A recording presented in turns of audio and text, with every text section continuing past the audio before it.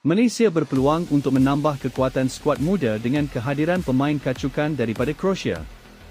Nama anak kepada jurulatih terkenal, Bojan Hodak iaitu Luka Jordi Hodak kini menjadi sebutan apabila pemain berusia 18 tahun itu berkelayakan untuk mewakili negara setelah ibunya adalah rakyat Malaysia. Selain itu, Luka Hodak yang kini beraksi buat skuad muda NKRMGE di Croatia juga dilahirkan di Damansara dan memegang pasport Malaysia, sekaligus membolehkan beliau menyarung jersey negara. Sebagai seorang bapa, Bojan Hodak tidak akan menghalang seandainya Luka mendapat panggilan Malaysia dan sentiasa memberi sokongan apabila anak beliau layak untuk bermain bersama skuad negara.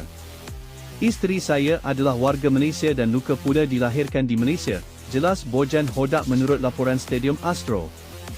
Dia, Luka Hodak, memiliki pasport Malaysia dan seandainya dia menerima panggilan daripada skuad Malaysia, kami bakal membenarkannya menyertai kem latihan. Kami tiada sebarang masalah untuk dia mewakili Malaysia, kata jurulatih Persib Bandung itu lagi.